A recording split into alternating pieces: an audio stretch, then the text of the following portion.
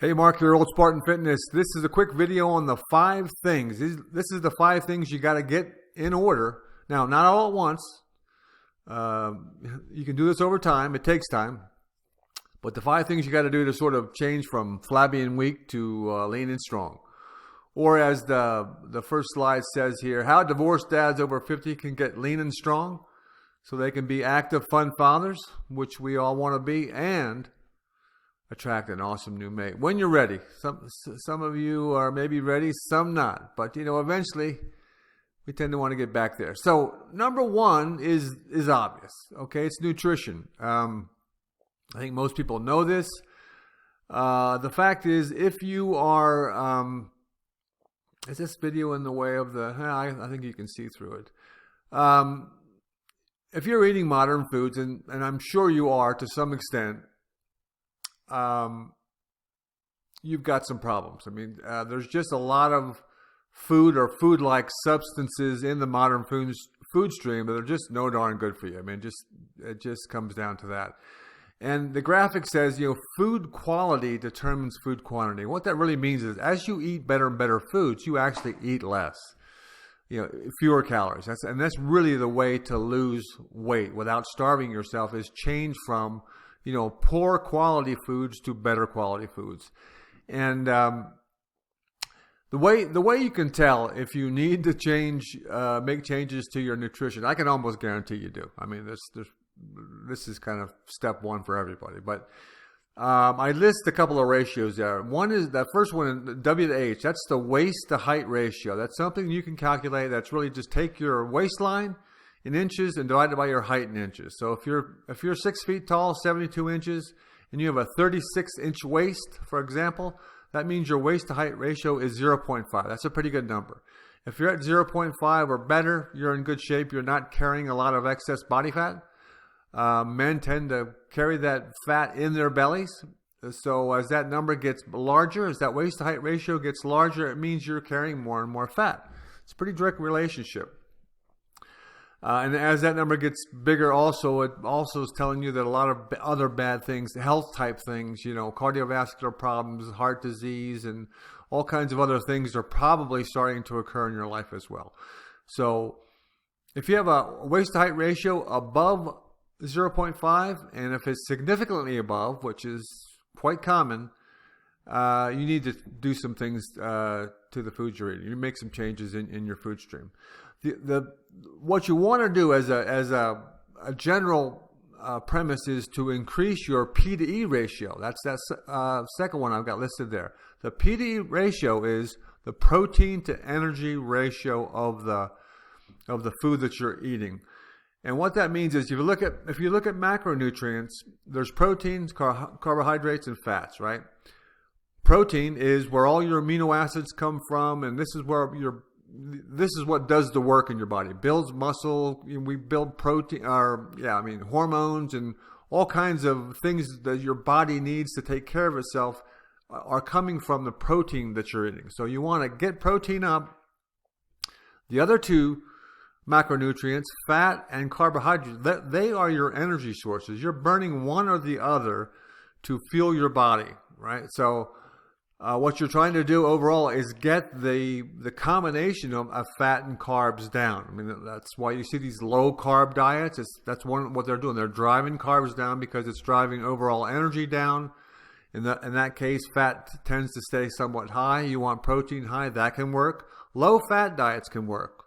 Anything can work, really, but you have to get one or the other, or a combination of both of these energy sources, fat and carbs. They have to be reduced in relation to protein. So think about it this way: protein up, energy down, and you'll be better off for it. Okay, so that's kind of the nutrition part of it. The second one, and also obvious to work on, is your exercise and movement. And in this area, you'll see a lot of people are doing something. They're moving, they're walking. Maybe they have a walking program. Maybe they've been running, maybe biking, which is all fine. You want to do that. The basic idea is to move more, sit less. I mean, you want to be less sedentary and more active. But don't stop there. I mean, a lot of folks in the over 50 group, they're doing a little bit of that, taking their evening walks, whatever. Again, that's good. Keep doing it. But you need to do more. I mean, you want to build aerobic capacity, which is really the ability of your aerobic system to run efficiently. This is typically measured by your resting heart rate. If you want to see how well you're doing, that's another number you can capture. Get your resting heart rate like first thing in the morning, and whatever that number is, keep track of it. And over time, as your aerobic capacity gets better, that number will go down. And it takes more than just going on casual walks to do this. There's some aerobic type training you want to do. And then strength training is the big one that tends to be missing in as we get older. People just stop doing any kind of resistance training, which keeps your muscle mass intact. And if you look at this image to the right there, you see that left, that's a cross section of either a leg or an arm or something.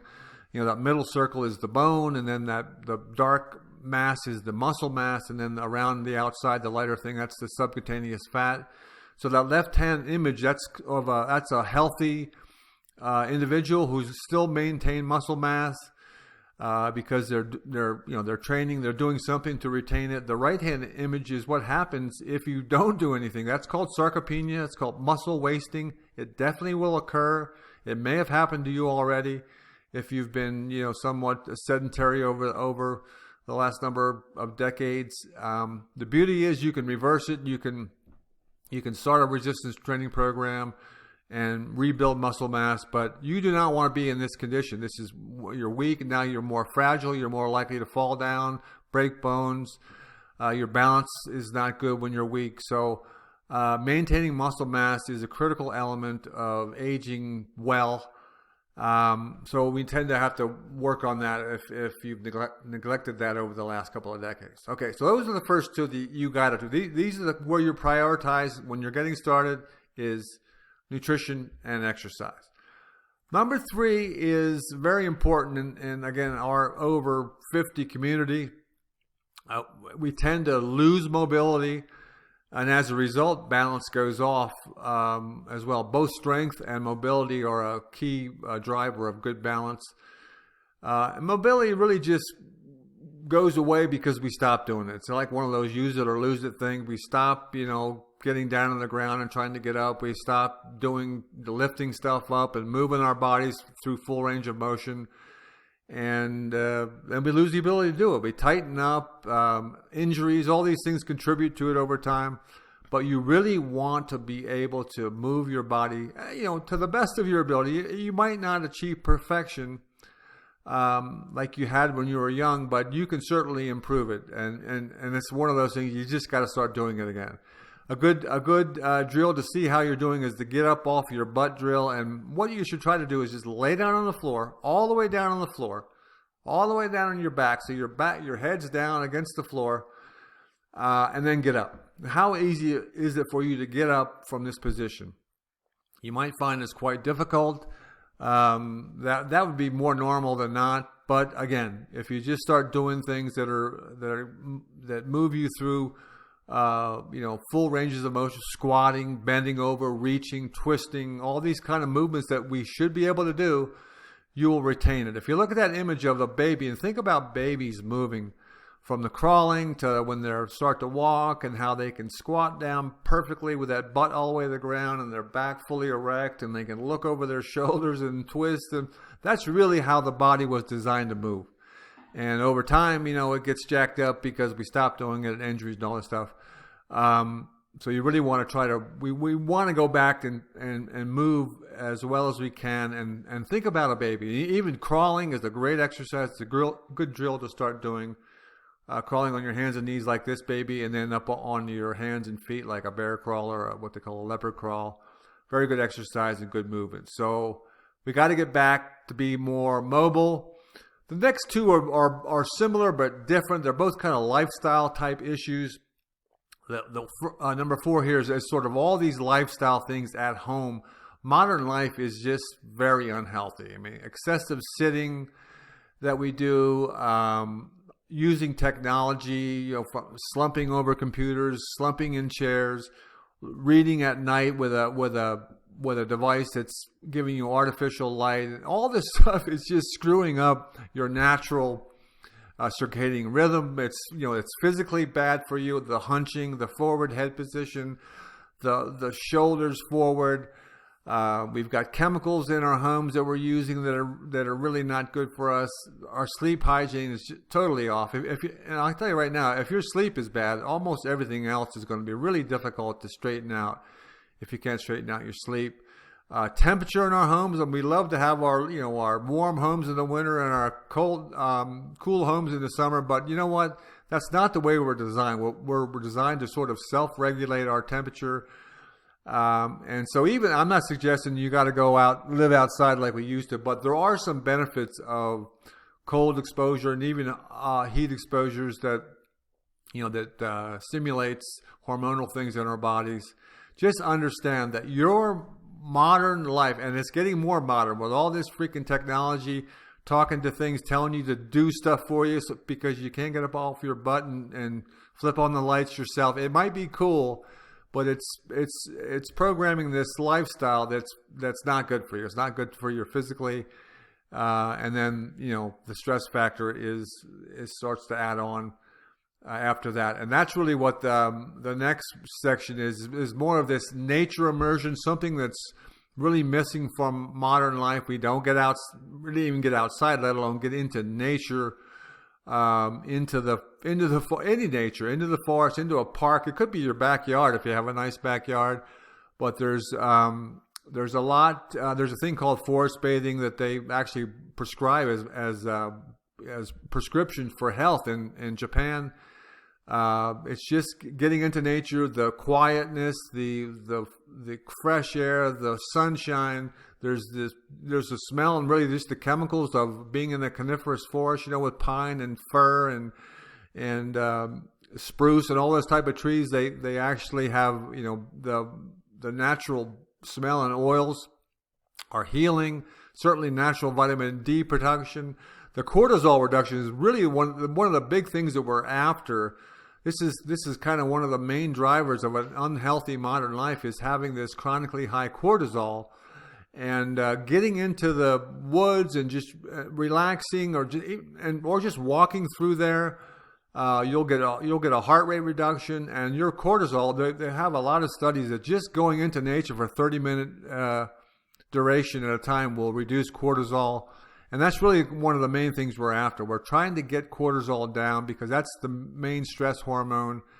And when that's high, then testosterone is low, and all these other things that we're trying to do. We're trying to build muscle. We're trying to burn fat. And it just can't be done if you got a lot of stress hormone blowing through the body all the time. So if you can get out of nature as much as you can, again, you do what you can depending on your situation. What I like to do is I mix some of some of my mobility work and my exercise, like this category and this category. I mix it with this category. So when I'm out, I do a lot of hiking. I do backpacking. When I'm out there, I'll do some other type of exercise. When you're naturally going up inclines and stepping over rocks, it's good for mobility. And sometimes I'll even add in picking up rocks and throwing them around, or like having the weighted backpack makes this more like a strength training exercise. I'll get my shirt off when I'm out there and get some vitamin D.